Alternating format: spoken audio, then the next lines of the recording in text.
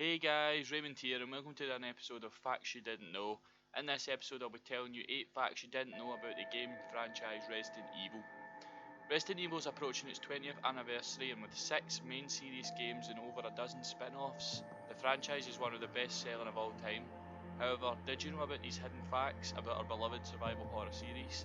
If you didn't, then please subscribe to Dare Scotland Gaming, like the video and share it as much as you can please. And if you did, you must be a die-hard Resident Evil fan like myself. If you have any suggestions on what we should do next, please drop a comment below and we'll be sure to do it. Thanks very much, hope you enjoy the video. Number 8.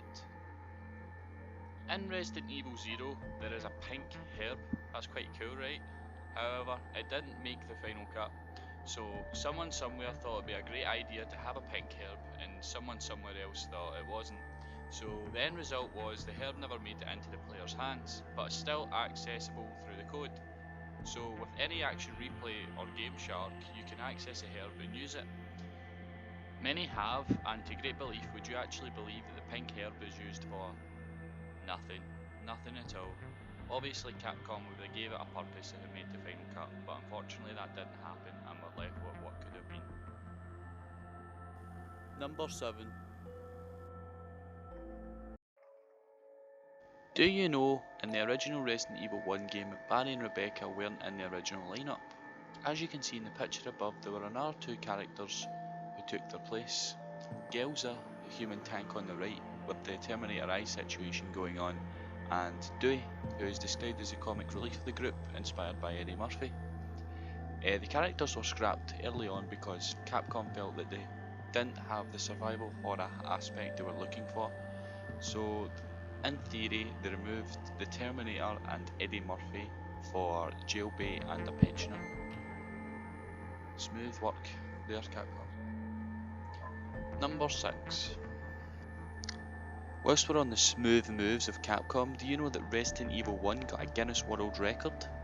Now, that sounds great, but unfortunately it was for having the worst dialogue in a video game ever. That means that every single game that you've ever played since the day you've been born will never suffice to the real horror of Resident Evil, which is the dialogue. Let's just listen to a few lines right now from the legendary Barry Burton. What is this? What is it? Blood. Hope this is not Chris's blood. What is it? What is it? What is this all about? I can't figure it out at all. Here's a lockpick. It might be handy if you, the master of unlocking, take it with you. That was too close. You were almost a Jill sandwich. Don't scare me. That's what I was going to say. But just take a look at this. It's forest. Oh my God. It's awful. You are right, Jill, that truly was awful.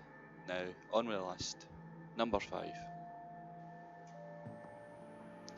Now, the footage on screen right now is from an early version of Resident Evil 4, however, not the first version.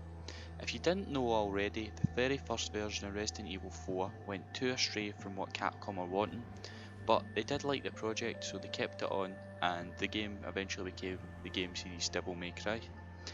I think the version on screen right now came next, and it involved the first Resident Evil with real supernatural enemies such as ghosts and demons.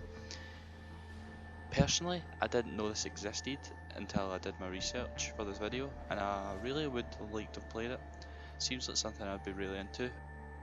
However, this version also got the bin. Although I'm not complaining because the finished project of Resident Evil 4, as we all know, was brilliant. So thank you Capcom for that. And we're on to number 4 now. Now, this one is just creepy. Do you know in Resident Evil 2, you can go to Wesker's desk and it will read, "It's trashed, someone must have searched this desk." But if you click on his desk and read that line 50 times, you will receive a film D. Now, with film D, you can bring it to developing room and see what it gives you. and to my shock, and probably everyone that developed that film, it develops into a picture of Rebecca Chambers in gymnasium sort of clothes. I mean, why the hell would Wesker have something like that? That's just creepy. Well, moving on. Number 3. Resident Evil 5 took what seemed like forever to be released, but there was a few reasons for that. However, one of the most weird ones was to create the character Sheva Alma. Back in 2007, a trailer was released for Resident Evil 5, and it saw our protagonist Chris Redfield stomping his way through Africa as usual. The trailer was criticised for being racist, but predominantly the white male killing hundreds of black men. When I found this out, I thought it was quite absurd. However, to help combat the issue, Sheva Alma, Chris Redfield's partner, was introduced along with a redo of most of the levels to make the game co-op. Sheva Alma is a member of the African unit of the BSAA, so it only made sense for her to be placed in the game. Nearly there, guys, we're at number 2. After development of Resident Evil 2, Capcom started making 2 new games of Resident Evil, Code Veronica and Nemesis.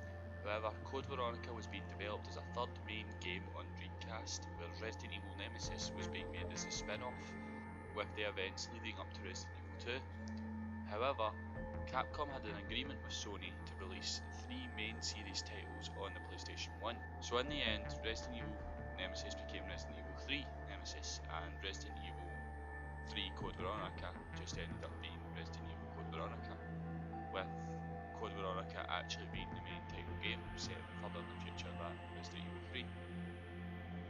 We've did it, guys, we've reached number 1. Hope you enjoyed. Now this one I really like, that's why I've left it until last. Do you know in Resident Evil 3 there's few cameos of famous people? However, these were intentionally placed by Capcom. In this room in Resident Evil 3 there is a round picture hanging up on the wall. This picture is of Alex Mack, the character from the Nickelodeon show. I found this pretty creepy and I don't even know why. However, this isn't the only cameo. There is a board in this room, also in Resident Evil 3, with pictures on it. The board circled shows pictures of Charles and Carrie from 4 weddings and a funeral, and the next picture shows Michael J. Fox, Christopher Lloyd and Mary Steenburgen from Back to the Future 3. But that isn't the only Back to the Future fact. The car is also found in this part, where you require the crank. That's quite cool, right?